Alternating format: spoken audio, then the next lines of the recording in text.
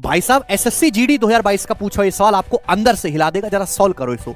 सिद्धू एक college join करना चाहता है, उसने पाया कि वो कैंपस प्लेसमेंट के लिए कॉलेज को 10 में से 9 रेटिंग देता है और टीचिंग के लिए कॉलेज को रेटिंग देता है 10 में से 8।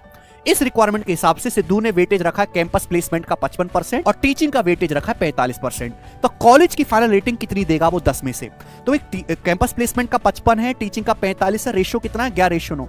इस हिसाब से उसने वेटेज को बांटा है। अब मेरे दोस्तों 10 में से 9 यानी कि 90% कैंपस प्लेसमेंट की रेटिंग दी है, परसेंटेज में कर लेते हैं, और टीचिंग के लिए 10 में से 8 80% दी है। चाहे वेटेड एवरेज से कर लो चाहे डेविएशन से, छाप के डाटा बहुत आसान है। तो ये 990 है प्लस 720 मेरे दोस्तों कितना है 1710% मिला आउट ऑफ टोटल 1120, जो कि हो गया मेरे दोस्तों 85.5% उसको कॉलेज को रेटिंग दी। यानी कि परसेंटेज में 85.5 रेटिंग मिली है 100 में से। 100 में से 85.5 रेटिंग है तो 10 में से कितनी दे रहा है 8.55। अच्छा कॉलेज है भाई। अगर ये शॉर्ट्स पे क्लिक कर ही लिया है तो परसेंटेज का एक इंपॉर्टेंट टाइप सीख लीजिए आप। यदि किसी सर्कल की रेडियस में 19% की वृद्धि होती है तो उसका एरिया कितने परसेंट बढ़ जाएगा? सर्कल का एरिया होता है पाई आर स्क्वायर। पाई एक कांस्टेंट है और आर स्क्वायर का मतलब आर गुणा आर, गुणा मतलब सक्सेसिव। रेडियस को 19% बढ़ाया गया यानी कि आपको 19 और 19 का सक्सेसिव लेना है। तो जो भी आंसर आएगा 38 से ज्यादा आएगा, एक ही ऑप्शन है। ऐसे हो जाएगा प्रीवियस ईयर का सवाल। सॉल्व करना है तो 19 और 19 का सक्सेसिव क्या होता है x plus y plus x गुणा वाई बटे 100। 38 में 3.61 आप ऐड करेंगे तो 41.61% इस सवाल का आंसर होगा। अब जैसे ये बोला है यदि किसी वृत्त की त्रिज्या इस प्रकार बढ़ाई जाती है तो उसकी परिधि 23% बढ़ जाए तो एरिया में कितने परसेंटेज की वृद्धि होगी? देखो परिधि मेरे दोस्तों होता है 2 पाई आर। 2 पाई तो कांस्टेंट है।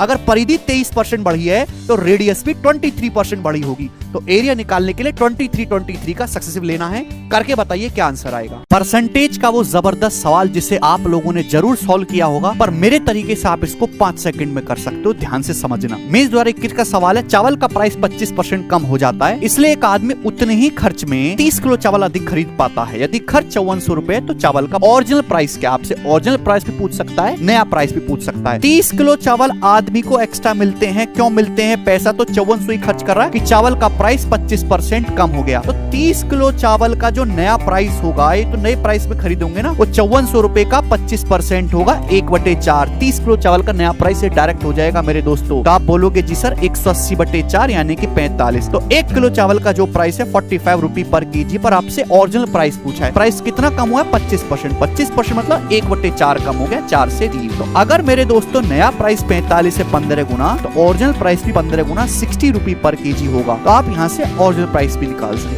हो। है ना मजेदार? अब देखिएगा ये आप करके बताओ। चीनी का जो सवाल है, आज तक जितने भी सरकारी एग्जाम हुए हैं उनमें अगर काउंट करा जाए टॉप 10 सबसे ज्यादा पूछे जाने वाले सवाल, तो इसमें इसकी गिनती जरूर होगी। जब चीनी का प्राइस 30% बढ़ जाता है तो एक आदमी चीनी पर अपना खर्च केवल 12% ही बढ़ाता है। तो आपसे पूछा है चीनी की खपत को कितने प्रतिशत कम करना चाहिए जिससे कि चीनी पे उसका खर्चा सेम रहे, एक्सपेंडिचर मेंटेन रहे। चीनी का प्राइस 30% बढ़ गया, मतलब चीनी अगर 100 रुपए की थी तो अब चीनी 130 रुपए की मिलेगी। आदमी बोला भाई साहब मैं अपना खर्चा केवल 12% ही बढ़ा सकता हूँ, 100 से मैं अपना खर्चा केवल 112 ही कर सकता हूँ। तो जाहिर सी बात है चीनी कम खाएगा आदमी। कितनी चीनी कम खाएगा मेरे दोस्तों? 130 से 112 उसको खपत कम करनी होगी।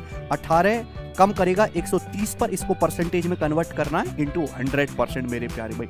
ये सवाल का डायरेक्ट शॉर्टकट है, इसको कैलकुलेट करेंगे तो बी ऑप्शन लगभग अप्रोक्स इस सवाल का आंसर आएगा। अब इसी पे बेस्ड ये सवाल आप मुझे करके बताइए, क्या आप देश की समस्या से जुड़ा हुआ परसेंटेज का सवाल सॉल्व कर सकते हैं? एक मैटरनिटी सेंटर में 5% of the child birth cases are twins, जुड़वा बच्चे होते हैं। अप्रोक्स परसेंटेज क्या है ट्विंस जुड़वा बच्चों का टोटल चिल्ड्रन में से? क्या आप इस सवाल का मतलब समझे कि सपोज एक अस्पताल में 100 लेडीज डिलीवरी के लिए आई हैं तो उनमें से 5% के 5 लेडीज के ट्विंस होते हैं, मतलब 5 पे 5 बालक फ्री मिल रहे हैं और बाकी के 95 सिंगल पैदा हो रहे हैं। तो कहने का मतलब टोटल कितने बालक पैदा हुए भैया जी? 105 बच्चे पैदा हुए, उसमें से जुड़वा कितने हैं? 10। तो परसेंटेज कितना आएगा मेरे दोस्तों? 2/21 आप बोलोगे जी बिल्कुल सही। परसेंटेज में कन्वर्ट करेंगे, 100 से गुणा करेंगे, आंसर जो आएगा अप्रोक्स 9.5% आएगा, 10% से हल्का सा कम। है ना मजेदार? दिल्ली पुलिस 2022 का पूछा हुआ एक क्रिएटिव सा सवाल सॉल्व करने की कोशिश करते हैं, बहुत इंपॉर्टेंट है। बुलंदशहर की जनसंख्या 1,25,000 है, वार्षिक जन्म दर 12.7% है, वार्षिक मृत्यु दर 2.7% है। 3 साल के बाद जनसंख्या में कितनी वृद्धि होगी? मतलब समझे कि एक साल में 12.7% लोग पैदा होते हैं, जन्म लेते हैं, 2.7 मर जाते हैं, यानी कि हर साल में एक हिसाब से देखा जाए तो पॉपुलेशन 10% ही बढ़ रही है। पूछा 3 साल में पॉपुलेशन कितनी बढ़ेगी? अगर 10 को 2 बार बढ़ाएंगे 21, 10 का 3 बार सक्सेसिव 33.1%, 10 का 4 बार सक्सेसिव करेंगे तो 46.41%। 3 साल बाद पूछा है मेरे दोस्तों, तो 1,25,000 का 33.1% मेरे दोस्तों आपकी पॉपुलेशन बढ़ जाएगी। 10 एक स्टैंडर्ड परसेंटेज है, मैंने लिख दिया, आपको याद होना चाहिए।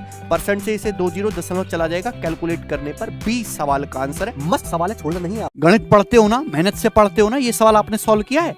यदि कोई स्टूडेंट किसी संख्या को 11/16 की बजाय 7/12 से गुणा कर देता है तो उसके आंसर में कितने परसेंटेज की एरर होगी? भाई गुणा करनी थी 11/16 से, आपकी तरह स्टूडेंट था बिना ध्यान वाला, कर दी 7/12 से गुणा। तो आप क्या मान लो 16 और 12 से कटने वाला कोई आसान सा नंबर, इनका एलसीएम मैंने मान लिया संख्या को 48।